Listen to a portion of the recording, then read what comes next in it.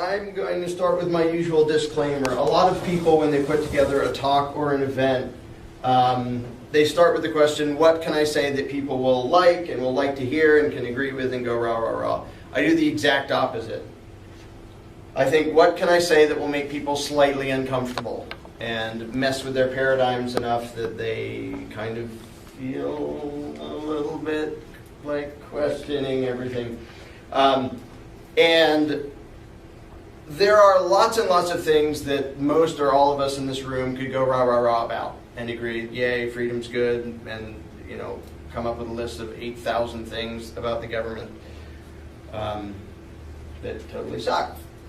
But as fun as it may be to be among like-minded people and say the same things and agree and say, yay, we're right, everybody else is wrong, we don't really learn anything from that. We only learn when we're up against a different opinion. So I'm intentionally going to try to push the comfort zone. And I do this no matter who I'm talking to. I try to find out the general attitude of the group and what they believe and what they care about, and then mess with their heads a little bit. And if you decide I'm wrong, the worst case scenario is you get better at arguing your position against me. But I'm going to skip all the zillions of things that we could easily agree about and go right to things that make people uncomfortable. Here's a question. What are you willing to do to fix the world? We had a nice list of it up here. I can tell you what most people are willing to do to fix the world. Most people are willing to point at somebody else and say, your belief system is stupid, and what you advocate is destructive and immoral, and you're ruining the world. That's pretty much what most people in the world ever do to try to fix the world. Now, I'm not against that. I do a whole lot of that myself, telling other people how their belief systems are bogus and destructive. However, if that's all anybody ever does, including whoever really is the problem, nothing gets fixed. So it's very important, however right we know we are, to regularly take a time out and re-examine our own assumptions and our own paradigms and our own belief systems to make sure that we are not accidentally getting something wrong. I'm going to suddenly fly into a tangent here. We just got a whole bunch of snow in Pennsylvania before I left on this trip. Our power was out for 4 days before I had to crawl out like a caveman and then drive to Arizona. And whenever it snows, there are some people in Pennsylvania who didn't grow up in Pennsylvania and don't know how to drive on snow and ice. And there's a particular road near where I live where everybody always flies into the ditch who doesn't know how to drive on ice. And my friend and I would, years ago, we would wait there knowing people are going to drive into that ditch, because they always do. And somebody will fly into the ditch and we'll say, okay, well, we're waiting here because we knew somebody would do that. We'll dig you out and we'll push this and push it. When we get you up on the road, do not hit the gas pedal. Whatever you do, don't hit the gas pedal. We get them up on the road, they hit the gas pedal, wheels spin, they slide sideways into the ditch. They are so used to thinking that the rules of a car are this. This tells it which way to go, and you have a go, and you have a stop, and that's it. 99% of the time, that's what you have. 1% of the time, you don't have a go pedal and a stop pedal. You have a spin around sideways pedal and a slide into a ditch pedal. But people get so stuck in their head that they will keep going into the ditch because they think, well, I'm aimed in the right direction. This makes me go forward. And it doesn't. It makes them slide into the ditch. If I ask this group or any group, liberal, conservative, moderate, people who don't even pay attention to politics, whatever, are you for freedom? Are you for truth and justice? Do you want the good guys to win? Every group will say yes. No group's going to say, no, we're the bad guys, because you need to have bad guys for the good guys to fight against. So we volunteer to be evil. Nobody says that. If you asked a group of actual terrorists, they would say, we are fighting for truth and justice. Because everybody inside their own head thinks that they're the good guy. Now, If everybody is the good guy and has good intentions, why do we have the results we have? If you go out in the street and say, the U.S. government as it is now, is this what you wanted? Nobody will say yes. They may say, well, I kind of like this, it's not done that well, but I really don't like that. Well, why is it that you can't find anybody who wanted what we have now? They might want pieces of it and wish those pieces were different and complain about other pieces. It's because they're all drivers in the snow and don't really know how reality works. The person who drives into the ditch, he's not stupid. And he's not evil. He's not trying to drive into the ditch. He's trying to drive up the road. And all the people who have worked and tried and campaigned and petitioned and done everything they could, every form of activism you can imagine, and driven the car of the nation into the ditch of tyranny over and over and over again, they didn't want it to go there. The Democrats don't want it there. The Republicans don't want it there. Moderates don't want it there. Libertarians don't want it there. Constitutionalists don't want it there.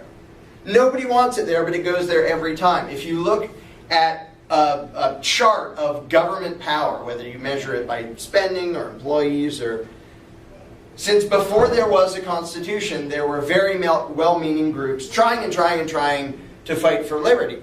And the entire time, government power increased and liberty went down. And every once in a while there was a temporary bump, but the pattern always continues. So why do we keep sliding into the ditch? It isn't because we're evil. It's not because we're trying to have what we have. It's because human beings in general do not understand the physics of politics. Just like drivers who don't know how to drive in the snow don't get that the stop and go pedals don't do that when you're on ice. So the talks I did across the country, and then the one I did in Arizona, and then the little groups along the way, my overall theme for this trip has been forgetting the lie. And my main point is this. So many people talk as if we need some intricate solution. And if you listen to CNN or the evening news, you'll hear these talking heads babbling on using the biggest words they can find to try to sound very learned and stuff, which gives the impression to everybody watching, wow, you know, these problems are so twisted and convoluted that obviously the solutions are going to have to come from some real geniuses who are really creative and understand all this and really well informed. That is not anywhere near true. What it will take to fix society is not learning something new. I mean, I'm all for learning new stuff. But the majority of problems facing humanity can be solved by learning nothing new. Having the human race have no more morality than it has now, no more education than it has now, no more intelligence than it has now, but by forgetting one lie. And one of the best illustrations I have of that is I did a few events called Escaping the Myth. And it went through a whole bunch of things, and I would have different people from different backgrounds and different belief systems. Howdy. And tonight, since we don't have 2 days to do this, I want to cover a couple things, a couple little mental exercises that I did in those groups. One was, and I'll have you imagine it, though we don't have time to do the full version. Imagine that the people in this room were on a plane and it crashed into a big island. We're all there is. Now there are mountains and there are trees and there's freshwater streams, so we don't all die of thirst in the first 2 days. But we're it. We are the entire world. We have to figure out how to live and what to do and how to get along. And so the first few questions are, well, who thinks it would be a good idea for everyone to scatter, every man for himself? And I've yet to have anybody who thinks that's a good idea in any group of any, religious or political belief. They understand that no, people are a social creature and we work better when we organize and cooperate. Now there may be some people who are good enough at something that they don't need somebody's help for. But in general, we don't all just scatter for the hills. So, people don't want that. Number two, and for this I have to make up another person on the island because I've never had anyone in the audience dumb enough to advocate this themselves. So I'm going to make up this fictional guy who says, well, here we are in this tough situation. I propose that we start by putting me in charge. I get to tell you all what to do, and I get to hurt anybody who disobeys me. Hey, Larkin Rose here. and I want you to tell me what is so bad about Nazis. It's not actually a rhetorical question. I actually want real answers to this. What is so bad about Nazis? Now, most people, ignorant of history and philosophy, the best they could come up with is, well, they killed a bunch of people. Yeah, and that's pretty bad. That's something they did. But when the National Socialist Party was running for office in Germany and getting elected, their platform was not, put us into power and we'll kill a bunch of people. Nobody ever has that platform because nobody would ever win. Now, I could also have titled this video, What's So Bad About Communists? Or Communism, either way, because it's actually the same answer for the same reason. The reason I ask the question is most people, they have these terms in their heads like Nazi or communist, and they have sort of this vague idea that there's something bad, but they don't know what. And if you ask them, well, what was actually the fundamental flaw, the fundamental problem with Nazism, they have no idea. In fact, if you ask them, can you even describe or define the philosophy, they have no clue. Well, it was some bad German people. Well, it had nothing to do with them being German. It wasn't because they used a swastika. You're bad if you use a swastika. There was something fundamentally evil about the philosophy behind it, which is why it led to that. And it's the same fundamentally evil problem behind communism and socialism, where when that becomes gets implemented into politics and gets hold of government, lots of people die. Again, when Mao wanted power, when Stalin wanted power, Lenin, go down the list, none of them said, if you put me into power, I'm going to kill a whole bunch of people. They did. That was the end result. But all of them, when they were vying for power, they said, I'm going to fight for truth and justice. I'm going to defend our country from its enemies. I'm going to make us strong and independent and fight for good and righteousness and yada, yada, yada. And then a bunch of people died.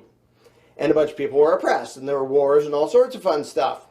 But if people just think, well, if you use the name Nazi, then you're bad. Or if you use the name communist, and they don't understand why it led to what it led to, then all the tyrants have to do is pick a different name. Stick a different name on the same thing, repackage it with a different label, and people will go rah, rah, rah again.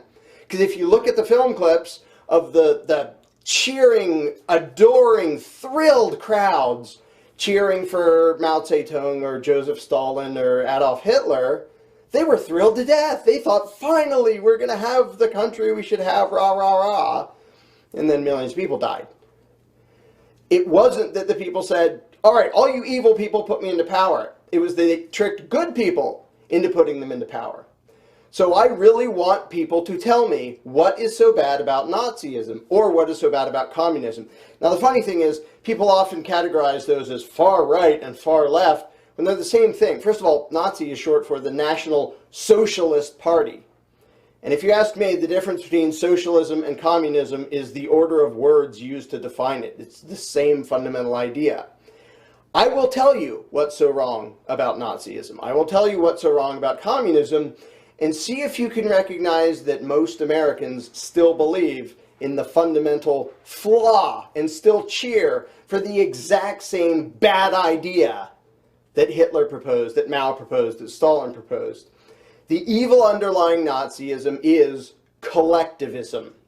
It is the idea that the rights of the individual can and should be sacrificed in the name of the common good, or the country, or the nation, or the people, or whatever bogus term you want to use to justify the oppression of an individual in the name of a greater good.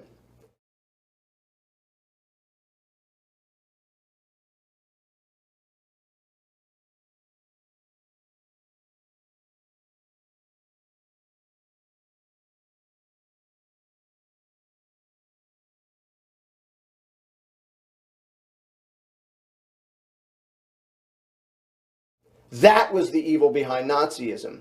And if you accept that premise, most of Nazism makes perfect sense. If you accept that one human being's suffering is okay, is allowable, if the greater number of people get a reward and do better, then you should be waving a swastika or waving the hammer and sickle and going rah, rah, rah, hooray for oppression. Because that is the fundamental principle behind all authoritarian collectivism. It doesn't matter what name you stick on it. The idea that the greater good makes the individual's rights not matter is the entire problem.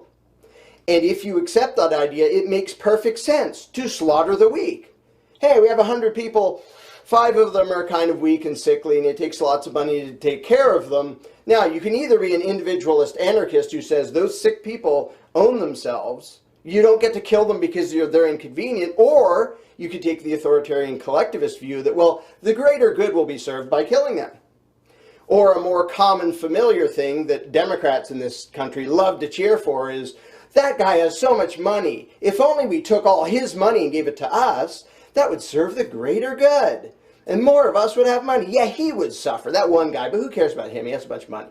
It's okay to sacrifice his rights in the name of the common good and the common people and the downtrodden and the yada, yada, yada, yada.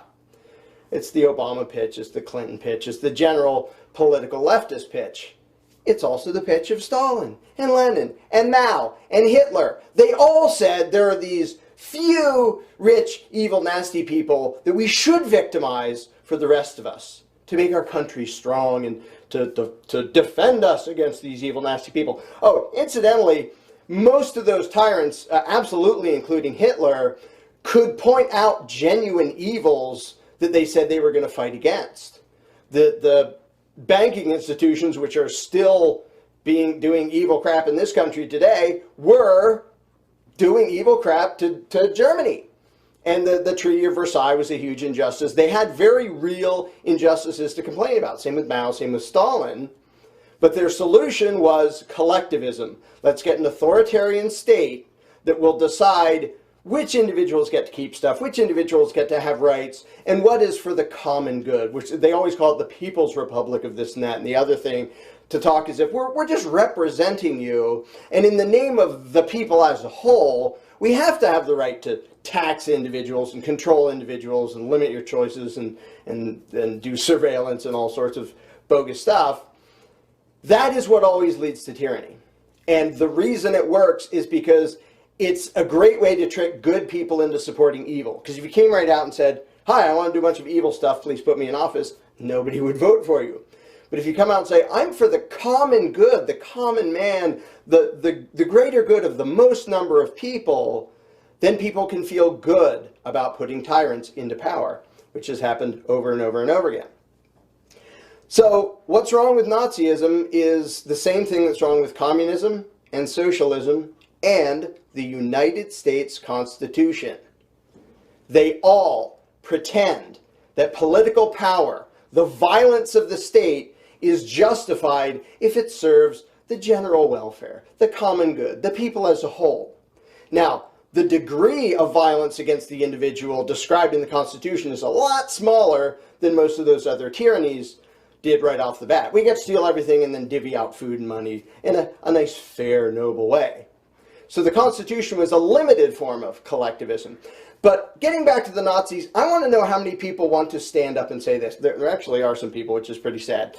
But aside from complete buffoon idiots, how many people want to stand up and say, well, okay, Nazism led to a whole bunch of nasty things, but it wasn't because the idea was bad. It just somehow went awry. People didn't do it right. But yeah, we should certainly try it again. I mean, you don't just throw out the idea just because it slaughtered a few million people the first time. Come on, we can try, we can improve on it, but you don't throw out the baby with the bathwater. Let's try Nazism again. Not very many people will say that. A hell of a lot of people will point to the U.S. Constitution and say, well, yeah, the first time around, it did create the most powerful authoritarian empire the world has ever known, with the biggest war machine in history, the biggest extortion racket in the world ever. But let's try it again. No, let's not. Because in the Constitution was still the seed of authoritarian collectivism. That's why it led here. No, it's not what the founders said was going to happen. It's not what they predicted. It's not the sales pitch they gave when they were trying to push the Constitution through. Just like what happened in Nazi Germany is not what Hitler said, here's what I'm going to do. What happened in Red China was not what Mao said, here's what I'm going to do. Soviet Russia, Stalin and Lenin did not say, we're going to oppress a hell of a lot of people, can we please have some power?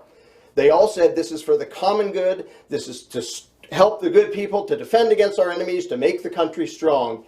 Exactly the rhetoric that every megalomaniac always uses, and the outcome is always the same. It can be different in degree, where it isn't 20 million people, it's only 1 million people murdered.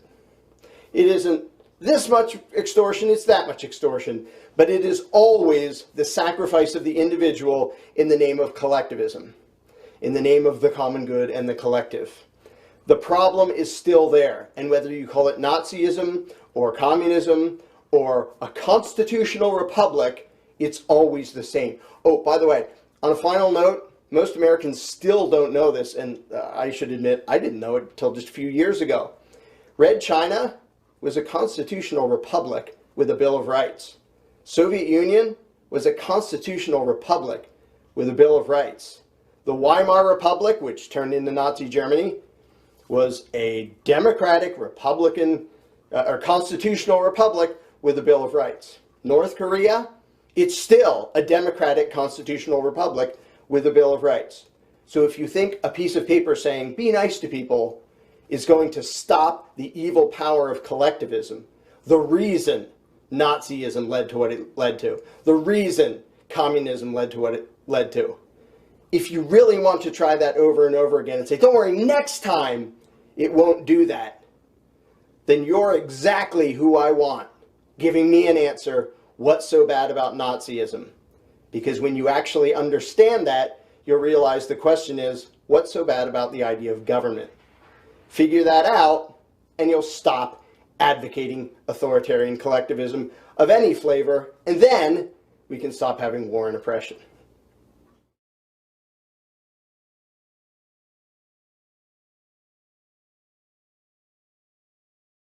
Hey, this is Larkin Rose. I was going to title this video, Why There Is Hope. And it actually does end with some very positive, hopeful stuff. But first I have to offend and insult a lot of people. And to make it worse, the people I will be offending and insulting are very good people with very good intentions who are working very hard at what they believe in. So I'm sure this is going to win me tons of friends. And there's somebody out there, and it's your fault I'm doing this video today, and you know who you are. To get right to the point, most activism is completely worthless. In fact, it's worse than completely worthless. It accomplishes more harm than good. Now again, I want to distinguish between good intentions and good results, because there are lots and lots of things that fall within the realm of activism. And I'm not saying all activism, but most of it actually does less than no good. And while I'm at it, I'll say I speak from experience. Many years ago, when I still believed in statism, I was politically active, and I campaigned, and I played those games, and I wrote to my congressman and did all that stuff. I'm kind of embarrassed to admit it now, but yeah, I did that too. And at the time, I really and truly believed that I was fighting the right fight. I was fighting against the beast. It only occurred to me many years later that actually I was feeding the beast lots and lots of fuel. So I don't make this video to be nasty at people. I do it because I don't want people's good intentions to be wasted on something that does less than no good. And I kind of wish back then somebody had straightened me out. Don't know whether I would have listened, but I wish somebody would have tried to straighten me out and say, yeah, all that voting and petitioning and all that fun stuff doesn't actually accomplish anything. And if you look throughout history at the people who have protested and had demonstrations and voted and ran for office and did petitions for this or that legislation or against this or that legislation, and if you look what they've accomplished, it's almost nothing. Very rarely there are actually exceptions, but for the most part, it's nothing. The people in power kept doing what they were doing, and the people protesting and petitioning and whining about it spent just huge amounts of time and effort and money and accomplished pretty much nothing. And let me just throw this in. I seriously want to ask activists, people who consider themselves activists, do you think there's the slightest prayer in the world of you actually winning the game that you're playing? Because if you look at standard basic activism, I mean, take the example of protesting wars. People go out, you know, hundreds, thousands, maybe millions go out and protest in the streets. We don't like this war. We think it's horrible and nasty. how long have people been doing that? How long have people been protesting that? Pretty much forever. And is there still perpetual warmongering going on? Yeah. Are innocent people still dying? Yeah. Are innocent civilians on the other side of the world being killed by U.S. troops? Yeah. Is it going to keep happening if people protest? Yep. So how many activists actually think that, well, if we have one more protest, suddenly the people in power are going to go, oh, you're right, sorry about that, we're bringing all the troops home. If you don't really think first of all, if you do think you're going to win, if you think you're one protest away from making the control freaks wise up and be good and noble people, you're not. And if you don't think that, if you think it's going to continue the way it's gone for the last forever, which is you complain and completely righteously, you make these heartfelt objections, and it just keeps right on going. The war machine keeps grinding along, keeps grinding up innocent lives. If you don't think you're going to win, why do you keep doing it? Now, speaking for myself, back when I was politically active, I didn't think there was another choice.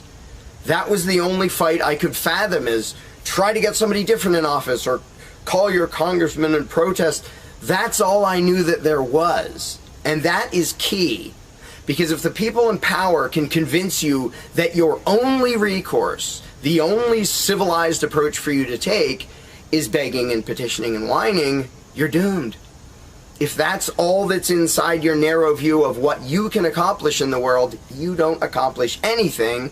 The slave masters are thrilled to death. You throw away all your time, all your effort, all your money into something that will accomplish exactly nothing. And I'm not saying this to make people feel bad. Again, I want people's good intentions to accomplish something. And most activism does not accomplish anything. Well, it doesn't accomplish anything positive. It actually accomplishes things in the other direction. Like I said, back when I did it, I didn't realize I was actually feeding the beast that I was trying to defeat. See, the problem with most activists is that they don't actually know what the problem is. The problem is they don't know what the problem is. As Thoreau put it, there are 1,000 people hacking at the branches of evil to one striking at its root. And that's totally true. And you can see it throughout the world and throughout history. We see symptoms of the problem all over the place. And there's, more examples of that than anyone could possibly count. Whether it's a war or like what they're doing to Bradley Manning, what they're doing to Snowden, the war on drugs, the warrantless searches, all the symptoms of the problem. And there's an endless list of symptoms of the problem that are totally worth getting angry about and saying, this is horrible, we have to do something about this. Trouble is, most activists don't actually recognize the cause. They see the symptoms and say, look at this horrible symptom. And if you don't know the cause, you don't know how to stop the symptom. I mean, if we had a big protest and rah, they let Bradley Manning go, do you think, first of all, do you think that's going to happen? Second of all, if it did, do you think government from now on would say, yeah, when people point out that we're evil, murderous psychos, let's just let it slide, That's not going to happen. No amount of protests and votes and petitions are going to make that happen. And I hope even the activists are honest enough to admit that that is not ever going to happen. So, if you're treating the symptom because you don't know what the cause is, that doesn't do any good. And if you're actually reinforcing the cause, that's worse than no good. And I'm here to say most political activists are reinforcing the problem while they holler and scream at the symptoms. And they'll go out there and say, well, we need to raise awareness. Okay, is anybody not aware that government does evil stuff? Pretty sure everybody kind of gets that. Getting the details out there and getting information out there, I like that. That's good. That's worthwhile. So good. Now we have a lot of people that knows that the government's evil and vicious and violent and murderous. And it still is. Like, you raise awareness, and then what? People are aware of it, okay? In some ways, maybe it would be better if they weren't. At least they could be happier while living as slaves. If the goal is to raise awareness and then nothing, that doesn't accomplish anything. And the thing I hear all the time, which, these people have really good intentions, and I hate to burst their bubble, but people say, this is our last chance to save the Republic. First of all, no. The Republic was doomed from the second the Constitution was written. Absolutely doomed. It was an authoritarian ruling class theoretically limited, it was doomed to be here. And if you read what the Anti-Federalists wrote, they knew it. They predicted perfectly. They actually underestimated how drastically it would collapse into tyranny, but they knew it. The Republic was doomed the moment it began. But people talk as if this is our last chance. If we can just pass this thing or get the right person in office, we can save the Republic. One, no we can't. Two, no we shouldn't. Hell with the Republic. Let it crash, let it burn. It should not exist. A republic is a ruling class. It is a parasitic gang of thugs and thieves. That's all the Republic is. And I know there are lots of people who still adore the Constitution and think there's something magical and righteous about a republic. It's just a slightly different arrangement of how to be an evil, control freak, parasitic, immoral monster.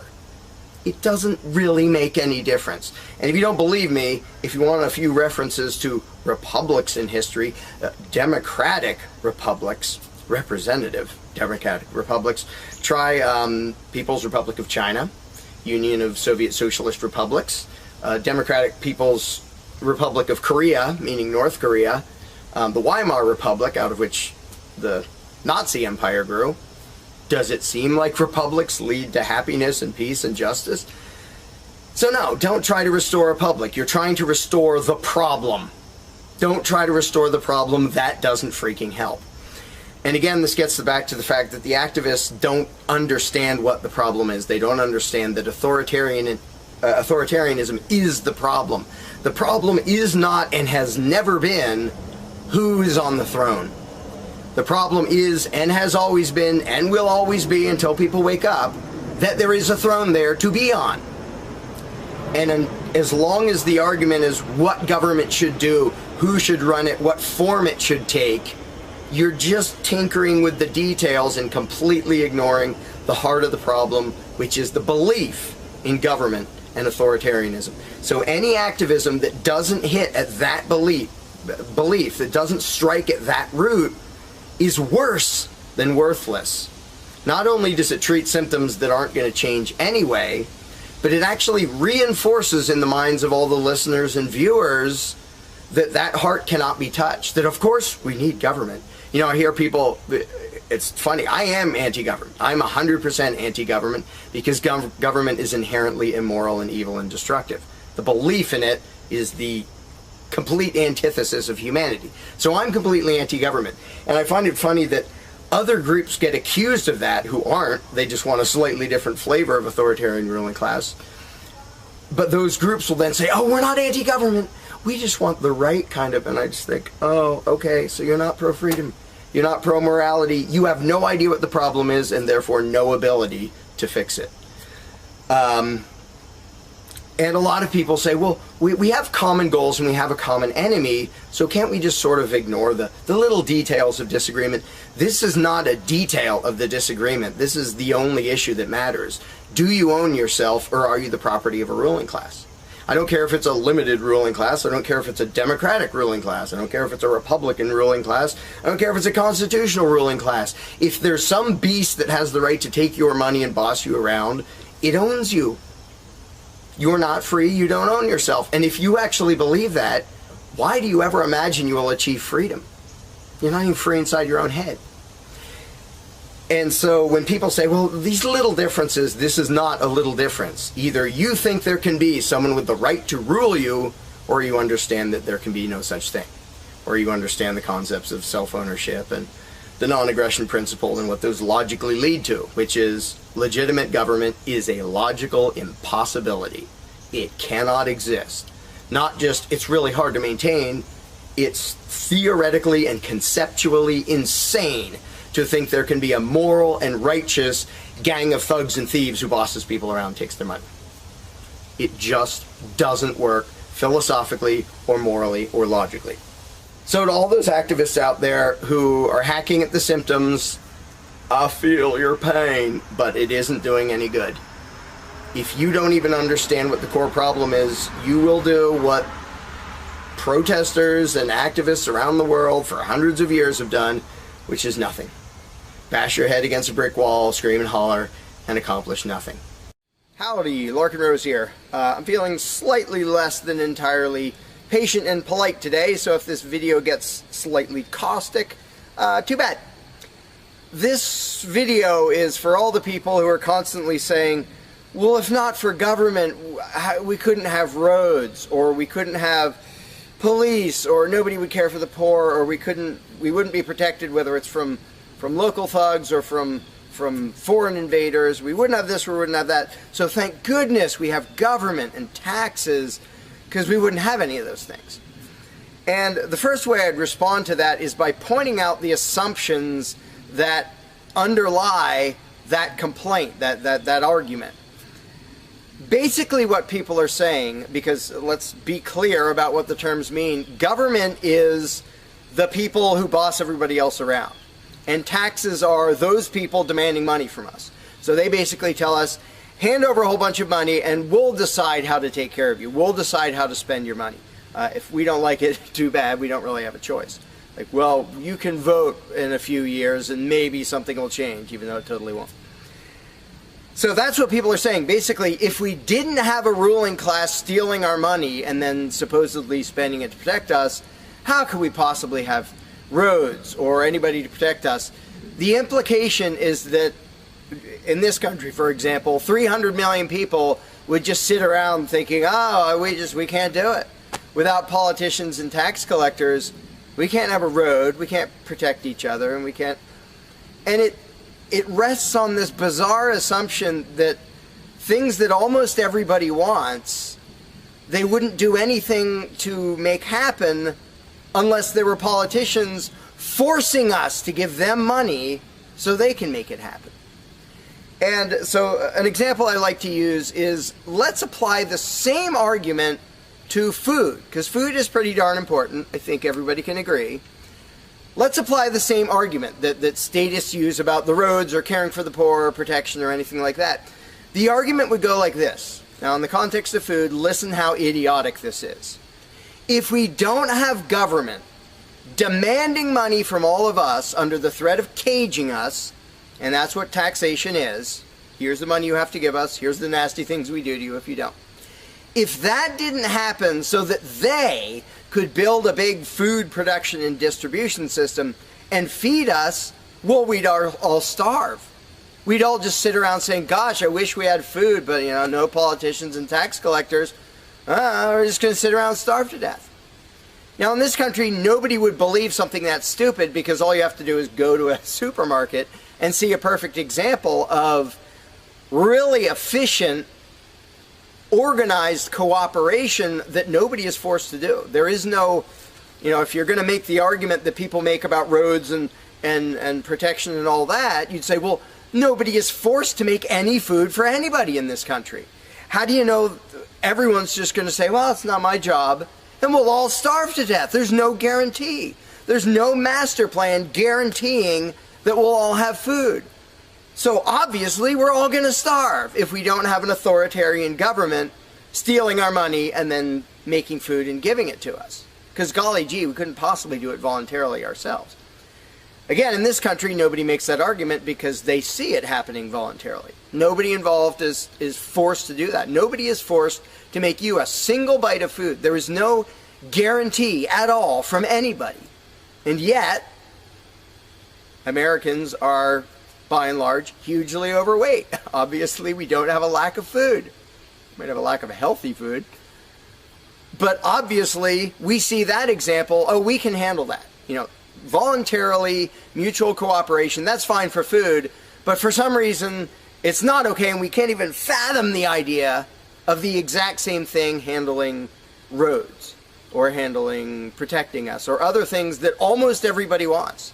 So in the question is this bizarre assumption that everybody will sit around really, really, really wanting something, but because there aren't politicians bossing us around and stealing our money, well, how could we possibly do it? And one of the most common things is, who will build the roads? Which is amazingly stupid to me. Just amazingly stupid. I have here in my pocket a little tiny thing. With this little tiny thing, I can be most places in this country and call people all over the world. And I own it myself. I'm not anywhere near rich these days, but I own one. Almost everybody I know has one of these. A little thing that can fit in your pocket, and just on a whim, you can open it and talk to somebody who's on the other side of the planet. And there was no coercion. Nobody forced anybody to make one of these. This is the result of voluntary cooperation. And that's it. Free trade. Organization, yeah, good. Cooperation, yeah, good. Coercion, which is what government is, and taxation, which is theft, didn't need that to do this. So what these people are telling me, oh, we wouldn't have roads if we didn't have government, is that somehow free individuals, relatively free, interacting voluntarily can make it so I can talk to almost anybody in the world on a little thing that fits in my pocket on a budget that is not a very good budget at the moment, but I still have one of these. That freedom, not authoritarianism, can supply me with this, but freedom cannot achieve a flat place. Because that's what a road is. It's a flat place. From here to there, because we have these machines that take us from here to there. By the way, we don't have those machines because of government. We have those machines because of free enterprise and voluntary interaction and cooperation. The idea that freedom can make a car but can't make a flat place is just idiotic. You really think we can't make a flat place? And so I ask people, and they say, well, who will build roads? Are you really telling me that you really and truly think that if government fell off the face of the earth, 300 million people in this country, 7 billion if we want to include the whole planet, would sit around in their houses thinking, golly, I wish I could go visit Fred, but I can't because there's not a flat thing for me to him, and I don't know how to do it. And the other 300 million or 7 billion people, we can't possibly do it because there aren't any politicians and tax collectors. If they were here, we could do it. If they were here to boss us around and steal our money and really inefficiently build a flat place, then we'd be set. Then I'd be comfortable and I could be confident that I could get places. I could visit Fred, I could go shopping, but now we're all going to sit in our houses wishing we could go to the corner store, but we can't because, golly, how could we possibly make a flat place from here to there? We can make these, where you can talk to anybody in the world. We can make machines that you drive around in, but no, we couldn't possibly make a flat place. And when people say, well, who will build the roads? The first answer is the same damn people who do it now. Politicians and tax collectors don't build the friggin' roads. Have you ever seen one out there? No, you haven't. They steal our money, waste most of it, do all their corrupt games, and then they pay other people. Here's an idea. How about if we pay those other people who actually build the stinking road? And the fact that that doesn't occur to people is a great indication of how well indoctrinated people are by the rulers who will perpetually tell us, you can't organize anything, you can't achieve anything, you can't do anything unless we are here to force it on you. And it's, again, there are a zillion examples, whether it's caring for the poor or protection or roads, obviously, where most of the population will say, I'm really concerned that poor people won't be taken care of, which means most of the population wants people in need to be taken care of. And if we didn't have politicians stealing our money, how would it happen? Here's an idea. Take some money out of your pocket and give it to one of the people that you think needs help. Why would you not comprehend that, but you would comprehend some guy 1,000 miles away passing a law to send an armed thug to take your money, to waste 90% of it, and then give a little bit to somebody who may just be defrauding the system or may actually need it? And the amount of indoctrination required to make people even ask these questions of how could we possibly do this without government? What do you think government adds to the equation? It doesn't add any resources. It doesn't create anything. Everything it gives away, it steals from us first, by way of taxation. It doesn't add any skills. It doesn't add any knowledge. The people who are here would still be here if the institution of government fell over. We have all the know-how, we have all the resources, all the technology.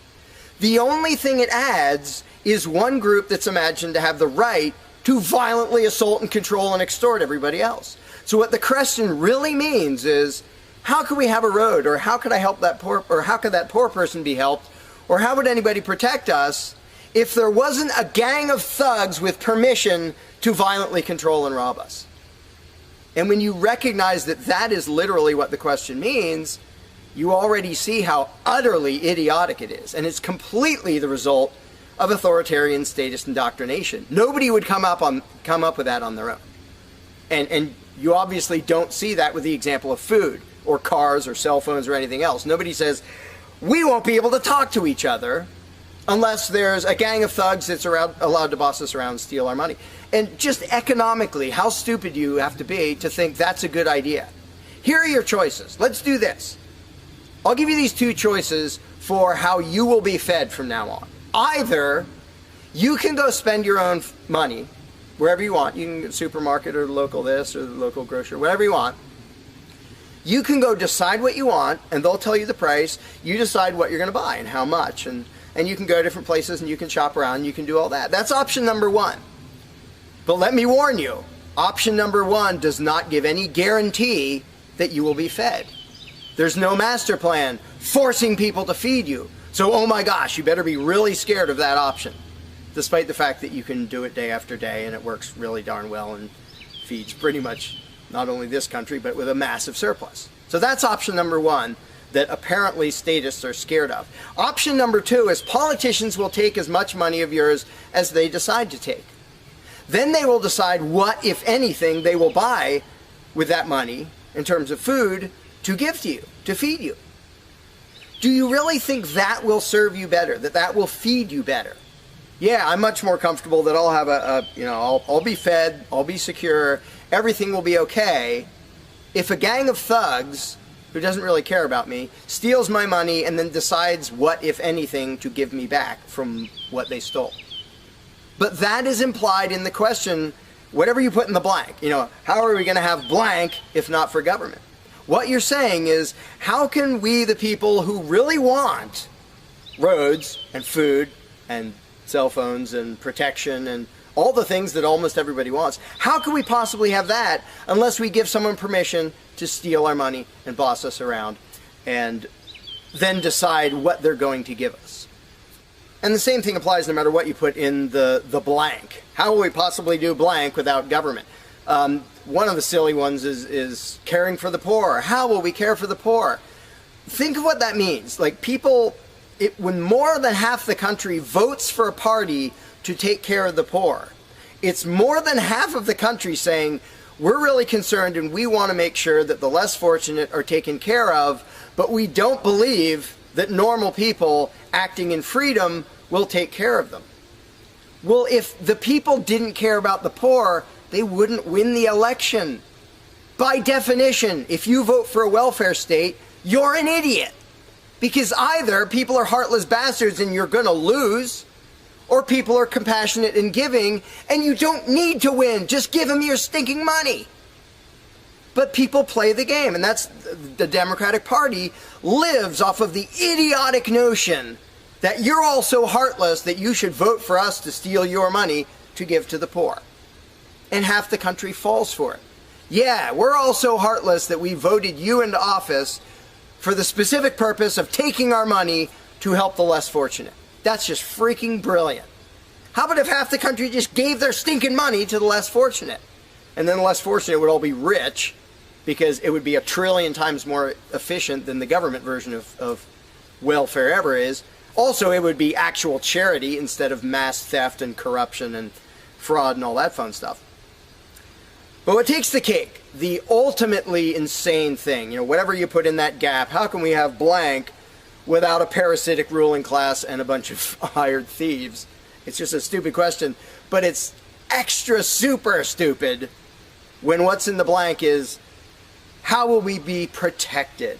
Who will protect us from thieves and robbers if we don't have government? It's the most idiotic question. It's also the most frequent question from statists. So here's what the question literally means. If we don't give a certain gang of people permission to violently control us and take our money under threat of putting us in a cage, who will protect us from people who might commit aggression against us and take our money? Wanting government for that is exactly as brilliant as saying, we have to have a carjacker in our town, otherwise somebody might steal our cars. Government is an appointed thief. If you don't think taxation is theft, first of all, you're a really well-trained slave. Second of all, try not paying. See what happens. See if they say, oh, that's quite all right. Or if they say, no, you're going to pay, or we're going to take your stuff, or eventually we'll put you in a cage. And when people say, that's not theft, because we get something back. Learn to think. And I use this example all the time, and all I ever get is stupid looks from statists in response. If I robbed you at gunpoint of $100, and the next day I gave you a sandwich, and you said, what? I said, hey, now everything's fine. Because you benefited. I gave you a service. I gave you lunch, so that retroactively makes it okay that I robbed you at gunpoint. Would you buy that argument? No, you'd say, that doesn't make it okay. Okay, you gave me a sandwich. And yet every statist makes the exact same argument when it comes to government. Well, we get some stuff for it after they demand our money under threat of violence and putting us in a cage. Then we get services or goods. We don't get what we asked for, and we get lots of things we didn't ask for. But we kind of get something, and that retroactively makes it okay for them to say, give us this much of every paycheck you make, or we're sending men with guns to take your property. And the slaves justify their own enslavement. I'm proud to pay my taxes. I'm proud to get robbed by a parasitic ruling class and get a little bit back and feel good about it. Like, not only is that legitimate and justified, but I feel proud that I let myself get robbed by a bunch of crooks and parasites. But again, the ultimate thing is protection. When people say, who will protect us from aggressors and thugs and thieves if we don't have a government? Even though what government is, by its very nature, is a gang of aggressors and thugs and thieves. They issue commands. Every law they pass is a command backed by a threat of violence. You have to do this, you're not allowed to do that. Here are the nasty things we will do to you if you get caught disobeying. I mean, everybody knows that, even though they don't usually say it in terms that blunt and honest and accurate. But to say we need taxes to be protected is as stupid as you can get. It's saying we need theft to avoid theft. And the fact that people are trained to use different words so that this theft sounds okay. It's legalized, it's taxation, and we voted for the people who robbed us. Like, we got to elect our local carjacker, and that means he represents us when he demands our car and points a gun in our face. He's serving us as he steals our car, because he's going to use that car and sell it and make money to make sure nobody else steals our car. That is the essence of government. And the fact that you have hundreds of millions of victims of that scam vehemently defending it and saying, I'm not going to give that up. I don't want to give up government. Who would protect us? I don't want to give up the biggest aggressor on the planet, the biggest thief on the planet. Look at your tax bill and see how much private crooks steal from you. So before you ask that question, before you ask, how could we possibly have roads or protection or water or air or Christmas or Santa Claus or any of the zillion things that statists imagine we can't possibly have without a ruling class, think about what the question actually means. Because when you get to the point where you understand the implications of your own question, asking, how can we possibly have this without a parasitic gang of thugs robbing us? When you actually understand what you're really asking, you won't ask the question because you will realize it's completely freaking idiotic.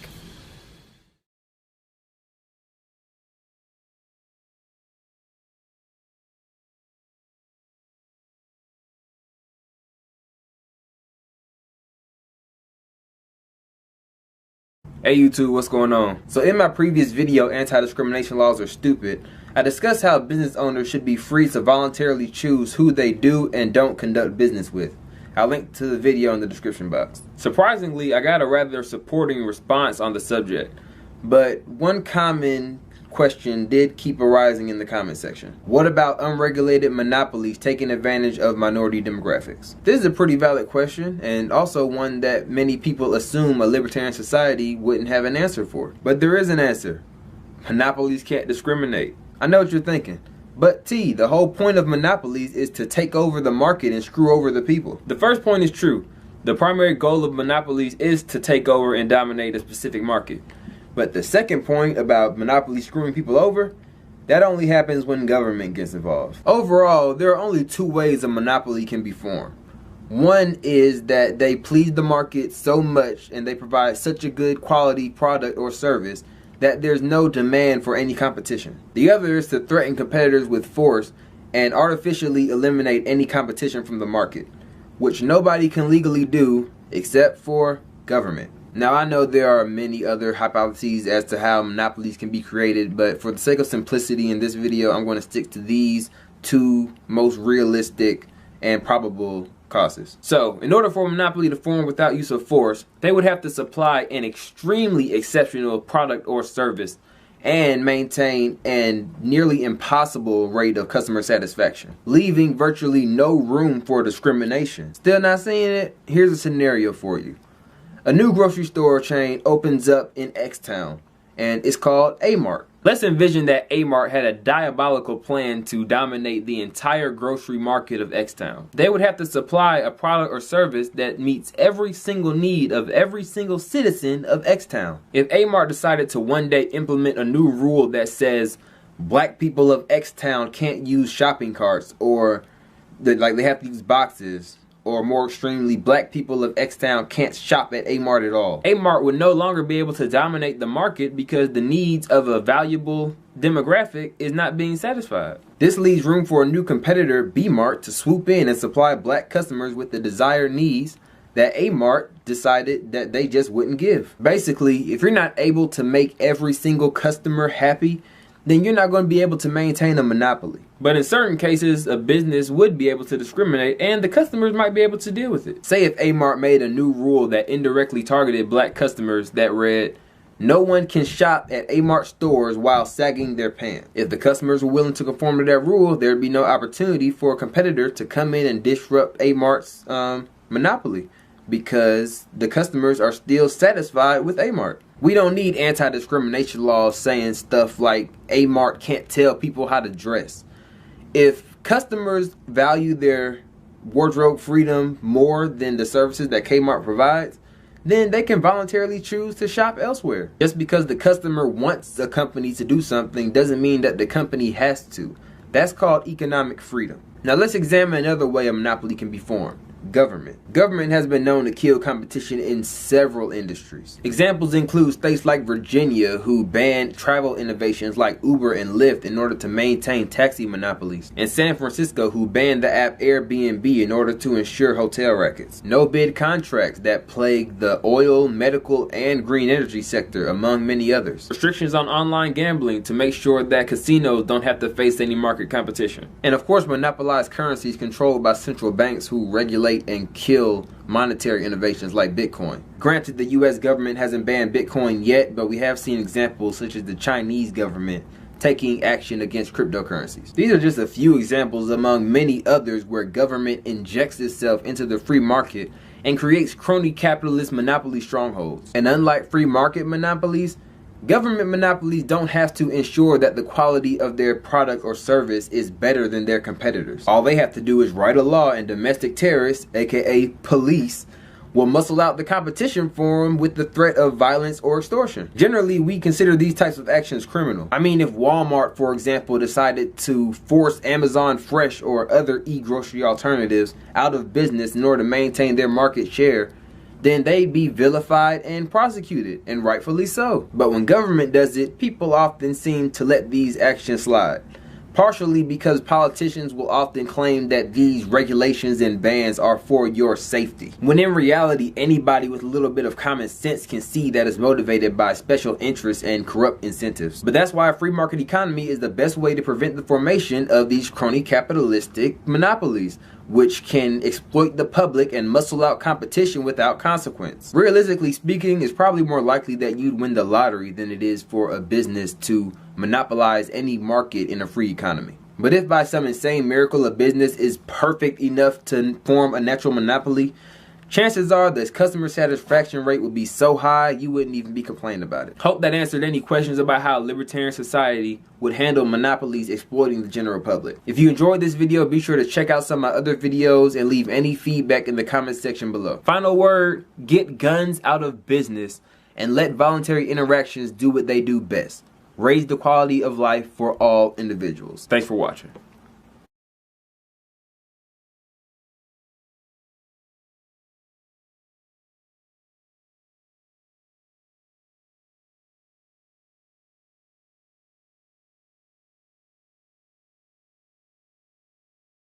This system is based on 3 steps. In step 1, a rogue government will create the problem that harms or even kills its own citizens. This deception is known as a false flag attack. In step 2, a rogue government will control the reaction to the problem which it created by typically blaming it on an enemy or some aspect of its own society over which it seeks more control. This is why the term false flag attack is so named. In step 3, a rogue government will offer the solution to the problem which it created. This solution is typically a war or a system of regulations. The solution would usually not be accepted by the public had the rogue government not created the crisis and controlled the reaction to it in the first place.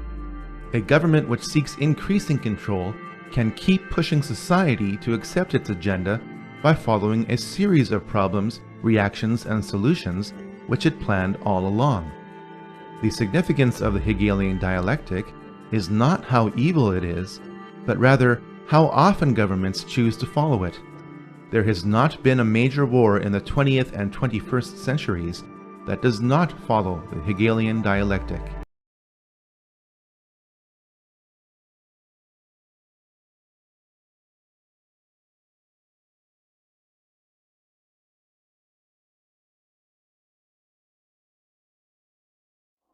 President, earlier this year you told us you had ordered your administration to cease and desist on payments to journalists to promote your agenda. You cited the need for ethical concerns and the need for a bright line between the press and the government. Your administration continues to make the use of video news releases, which are prepackaged news stories sent to television stations, fully aware that some or many of these stations will air them without any disclaimer that they are produced by the government.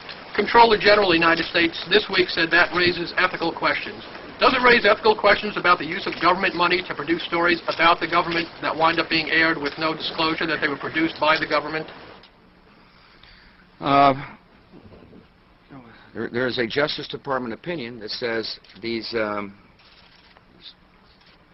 pieces are within the law so long as they're based upon facts, not advocacy. And I expect our agencies to adhere to that ruling, to that Justice Department opinion. This has been a long-standing practice of the federal government to use these types of videos. The Agricultural Department, as I understand, has been using these videos for a long period of time. The Defense Department, other departments have been doing so. It's important that they be based upon the guidelines set out by the Justice Department. Now, I think it'd be helpful if local stations then disclose to their viewers if that's, that this was based upon a factual report and they chose to use it. But evidently in some cases that's not the case. So anyway. To guarantee that's happening by including that language in the prepackaged report. Yeah, I don't, look, oh, you mean a disclosure? I'm George W. Bush and I... Well, some way to make sure it couldn't air without the disclosure that you believe is so vital. Ken, I mean, there's a procedure that we're going to follow, and the local stations ought to, if there's a deep concern about that, ought to tell their viewers what they're watching.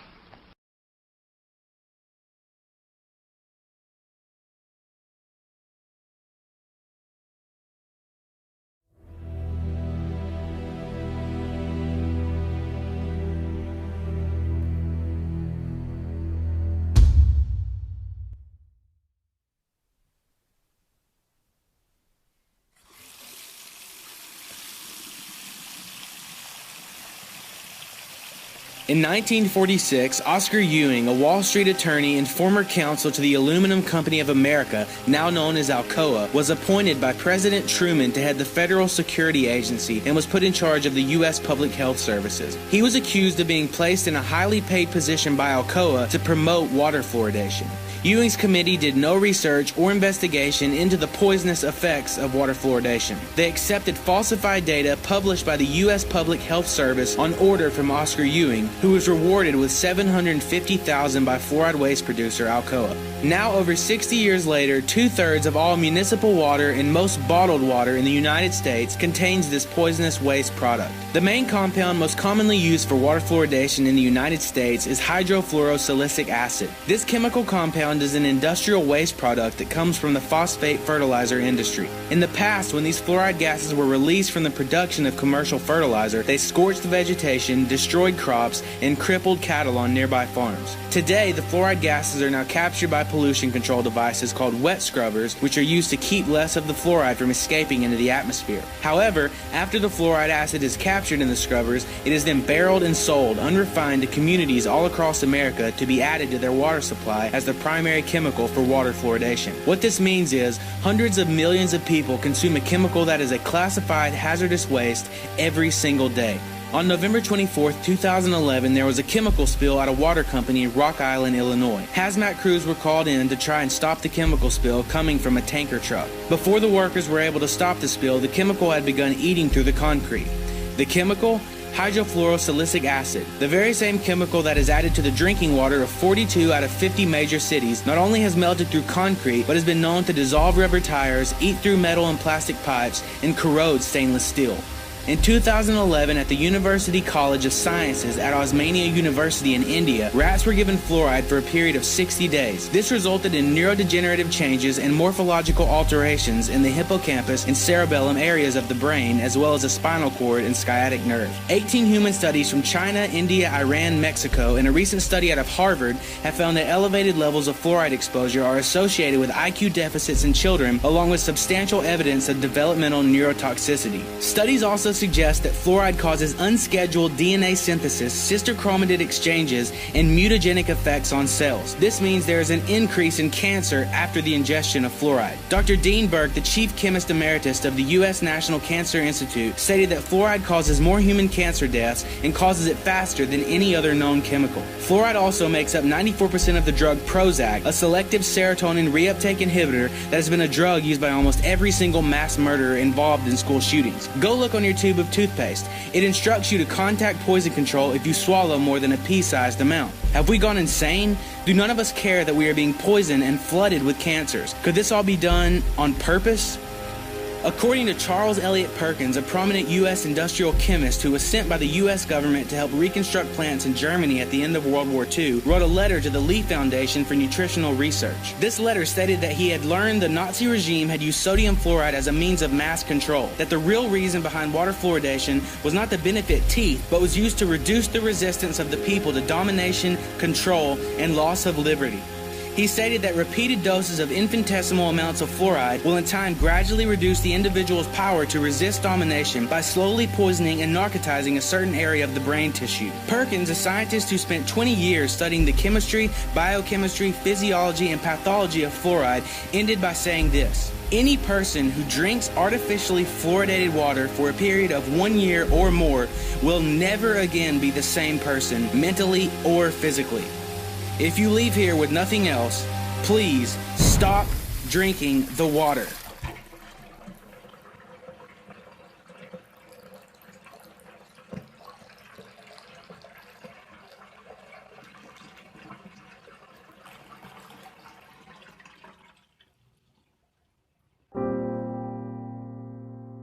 You cannot begin to imagine in how many ways the world is the opposite of what you have been taught to believe.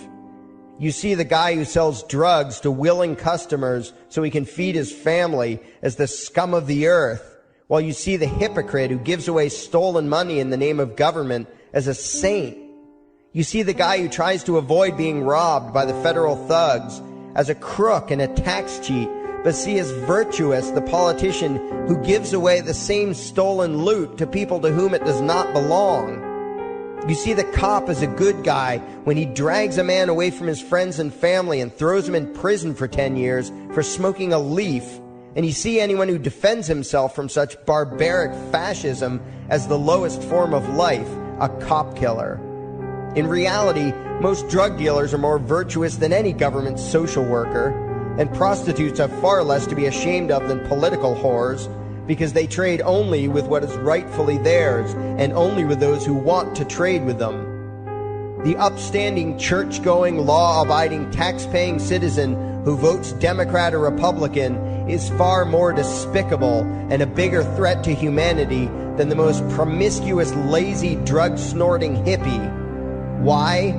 Because the hippie is willing to let others be free, and the voter is not. The damage done to society by bad habits and loose morality is nothing compared to the damage done to society by the self-righteous violence committed in the name of the state. You imagine yourselves to be charitable and tolerant when you are nothing of the sort. Even the Nazis had table manners and proper etiquette when they weren't killing people. You think you're good people because you say please and thank you? You think sitting in that big building on Sunday makes you noble and righteous? The difference between you and a common thief is that the thief has the honesty to commit the crime himself, while you whine for government to do your stealing for you. The difference between you and the street thug is that the thug is open about the violence he commits, while you let others forcibly control your neighbors on your behalf. You advocate theft, harassment, assault, and even murder, but accept no responsibility for doing so. You old folks want the government to steal from your kids so you can get your monthly check. You parents want all your neighbors to be robbed to pay for your kids' schooling. You all vote for whichever crook promises to steal money from other people to pay for what you want.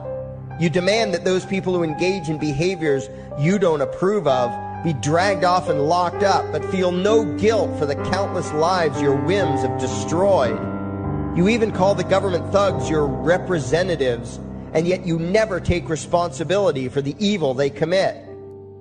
You proudly support the troops as they kill whomever the liars in D.C. tell them to kill, and you feel good about it.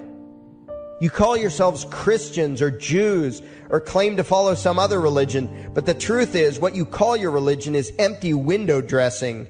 What you truly worship, the God you really bow to, what you really believe in is the state. Thou shalt not steal, thou shalt not murder, unless you can do it by way of government. Then it's just fine, isn't it? If you call it taxation and war, it stops being a sin, right? After all, it was only your God that said you shouldn't steal and murder, but the state said it was okay. It's pretty obvious which one outranks the other in your minds. Despite all the churches, synagogues, and mosques we see around us, this nation has one God and only one God, and that God is called government. Jesus taught nonviolence and told you to love your neighbor, but the state encourages you to vote for people who will use the violence of government to butt into every aspect of everyone else's life.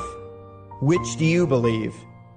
To those about to stone a woman who had committed adultery, Jesus said, "Let him who is without sin cast the first stone." But the state says it's perfectly fine to lock someone up if they do something you find distasteful, such as prostitution. Which do you believe? The Christian God says, "Thou shalt not covet," but coveting is the lifeblood of the beast that is the state. You are taught to resent, despise, and hate anyone who has anything you don't have. You clamor for the state to tear other people down, steal their property, and give it to you. And you call that fairness. The Bible calls it coveting and stealing. You are not Christians. You are not Jews. You are not Muslims. And you certainly aren't atheists. You all have the same God, and its name is government. You're all members of the most evil, insane, destructive cult in history. If there ever was a devil, the state is it, and you worship it with all your heart and soul. You pray to it to solve every problem, to satisfy all your needs, to smite your enemies, and to shower its blessings upon you. You worship what Nietzsche called the coldest of all cold monsters, and you hate those of us who don't. To you, the greatest sin is disobeying your God, breaking the law, you call it, as if anyone could possibly have any moral obligation to obey the arbitrary commands and demands of the corrupt, lying, delusional megalomaniacs who infest this despicable town. Even your ministers, priests, and rabbis, more often than not, are traitors to their own religions, teaching that the commands of human authority should supersede adherence to the laws of the gods they say they believe in. Several years ago, I heard one pompous evangelical jackass in particular pontificating on the radio that anyone who disobeys the civil authority, be it a king or any other government, is engaging in rebellion against God. Those were the exact words he used. What if the government is doing something wrong? Well, this salesman for Satan opined, that is the business of those in government, and you are still obligated to obey. Everywhere you turn, be it the state or the church, the media or the schools, you are taught one thing above all else: the virtue of subjugating yourselves to mortals who claim to have the right to rule you. It is sickening the reverence with which you speak of the liars and thieves whose feet are so firmly planted on your necks. You call the congressmen and the judges honorable, and you swoon at the magnificence of the grandiose halls they inhabit, the temples they built to celebrate the domination of mankind. You feel pride at being able to say you once shook a senator's hand or saw the president in person. Ah, yes, the grand deity himself, His Royal Highness, the President of the United States of America. You speak the title as if you're referring to God Almighty. The vocabulary has changed a bit, but your mindset is no different from that of the groveling peasants of old who bowed low, faces in the dirt, with a feeling of unworthiness and humility when in the presence of whatever narcissist had declared himself to be their rightful lord and master. The truth of the matter, back then and today, is that these parasites who call themselves leaders are not superior beings. They are not great men and women. They are not honorable. They're not even average. The people who earn an honest living, from sophisticated millionaire entrepreneurs to illiterate day laborers doing the most menial tasks you can imagine, those people deserve your respect. Those people you should treat with courtesy and civility. But the frauds who claim the right to rule you and demand your subservience and obedience, they deserve only your scorn and contempt. Those who seek so-called high office are the lowest of the low. They may dress better, have larger vocabularies, and do a better job of planning out and executing their schemes, but they are no better than pickpockets, muggers, and carjackers. In fact, they are worse, because they don't want to rob you of just your possessions. They want to rob you of your very humanity, deprive you of your free will, by slowly leeching away your ability to think, to judge, to act, reducing you to slaves in both body and mind. And still you persist in calling them leaders. Leaders?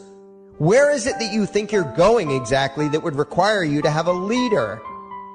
If you just live your own life and mind your own damn business, exercising your own talents, pursuing your own dreams, striving to be what you believe you should be, what possible use would you have for a leader? Do you ever actually think about the words that you hear, the words that you repeat? You parrot oxymoronic terms such as the leader of the free world, even pretending for a moment that there is some huge journey or some giant battle that everyone in the entire nation is undertaking together that would require a leader. Why would you ever think, even for a moment, that the crooks that infest this town are the sort of people you should listen to or emulate or follow anywhere? Somewhere inside your mostly dormant brains, you know full well that politicians are all corrupt liars and thieves, opportunistic con men, exploiters, and fearmongers. You know all this, and yet you still speak as if you are the ones who are the stupid, vicious animals, while the politicians are the great, wise role models, teachers, and leaders without whom civilization could not exist. You think these crooks are the ones who make civilization possible? What belief could be more absurd? Yet when they do their pseudo-religious rituals, deciding how to control you this week, you still call it law, and continue to treat their arbitrary demands as if they were moral decrees from the gods that no decent person would ever consider disobeying. You have become so thoroughly indoctrinated into the cult of state worship that you are truly shocked when the occasional sane person states the bleeding obvious. The mere fact that the political crooks wrote something down and declared their threats to be law does not mean that any human being anywhere has the slightest moral obligation to obey. Every moment of every day, in every location and every situation, you have a moral obligation to do what you deem to be right, not what some delusional bloated windbag says is legal. And that requires you to first determine right and wrong for yourself, a responsibility you spend much time and effort trying to dodge. You proclaim how proud you are to be law-abiding citizens and express your utter contempt for anyone who considers himself above your so-called laws. Laws that are nothing more than the selfish whims of tyrants and thieves. The word crime once meant an act harmful to another person. Now it means disobedience to any one of the myriad of arbitrary commands coming from a parasitical criminal class.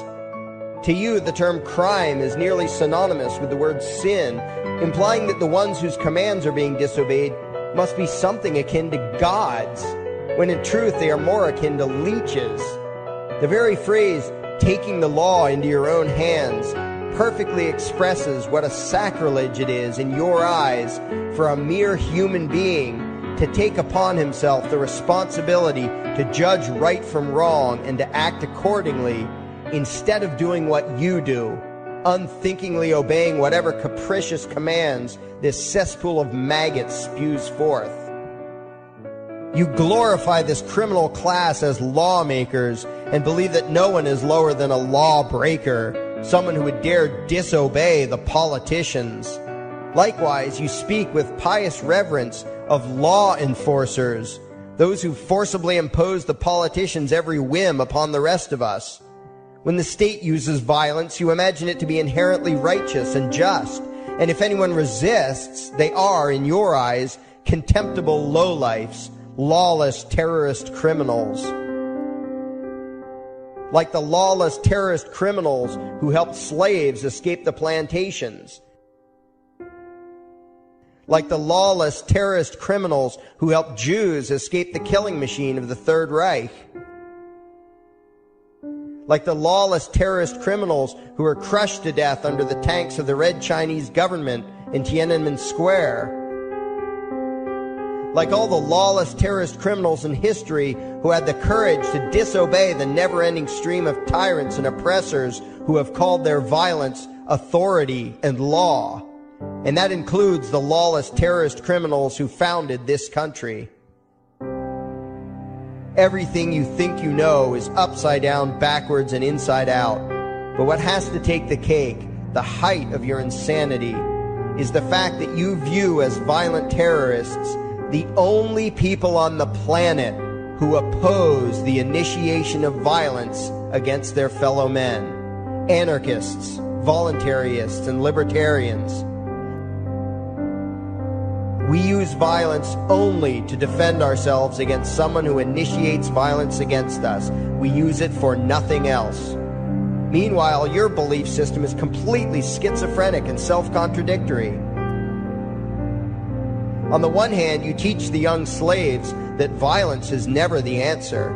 Yet out of the other side of your mouths, you advocate that everyone and everything, everywhere and at all times be controlled, monitored, taxed, and regulated through the force of government. In short, you are teaching your children that the masters may use violence whenever they please, but the slave should never resist. You indoctrinate your children into a life of unthinking, helpless subservience. You are putting the chains around their little necks and fastening the locks tight. And worst of all, you feel good about it. Out of one side of your mouths, you condemn the evils of fascism and socialism and lament the injustices of the regimes of Hitler, Stalin, and Mao. While out of the other side of your mouths, you preach exactly what they did. The worship of the collective, the subjugation of every individual to that evil insanity that wears the deceptive label, the common good. You babble on and on about diversity and open-mindedness, and then beg your masters to regulate and control every aspect of everyone's lives, creating a giant herd of unthinking conformist drones. You wear different clothes and have different hairstyles, and you think that makes you different. Yet all your minds are enslaved to the same club of masters and controllers. You think what they tell you to think and do what they tell you to do while imagining yourselves to be progressive, thinking, and enlightened. From your position of relative comfort and safety, you now condemn the evils of other lands and other times while turning a blind eye to the injustices happening right in front of you. You tell yourself that had you lived in those other places, in those other times, you would have been among those who stood up against oppression and defended the downtrodden. But that is a lie. You would have been right there with the rest of the flock of well-trained sheep, loudly demanding that the slaves be beaten, that the witches be burned, that the nonconformists and rebels be destroyed. How do I know this? Because that is exactly what you are doing today. Today's injustices and oppressions are fashionable and popular, and those who resist them, you tell yourselves, are just malcontents and freaks, people whose rights don't matter, people who deserve to be crushed under the boot of authority. Isn't that right? You bunch of spineless, unthinking hypocrites, look in the mirror. Take a good look at what you imagine to be righteous and kind. You are the devil's plaything. The crowds of thousands wildly applauding the speeches of Adolf Hitler, that was you. The mob demanding that Jesus Christ be nailed to the cross, that was you. The white invaders who celebrated the wholesale slaughter of those godless redskins, that was you. The throngs filling the Colosseum, applauding as the Christians were fed to the lions, that was you. Throughout history, the perpetual suffering and injustice occurring on an incomprehensible scale, it was all because of people just like you. The well-trained, thoroughly indoctrinated conformists, the people who do as they're told, who proudly bow to their masters, who follow the crowd, believing what everyone else believes and thinking whatever authority tells them to think. That is you. And your ignorance is not because the truth is not available to you. There have been radicals preaching it for thousands of years.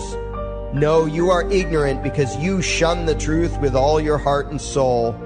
You close your eyes and run away when a hint of reality lands in front of you. You condemn as extremists and fringe kooks those who try to show you the chains you wear because you don't want to be free. You don't even want to be human. Responsibility and reality scare the hell out of you, so you cling tightly to your own enslavement and lash out at any who seek to free you from it. When someone opens the door to your cage, you cower back in the corner and yell, "Close it, close it." Well, some of us are finished with trying to save you. We've wasted enough effort trying to convince you that you should be free. All you ever do is spout back what your masters have taught you, that being free only leads to chaos and destruction, while being obedient and subservient leads to peace and prosperity. There are none so blind as those who will not see. And you nation of sheep, would rather die than see the truth.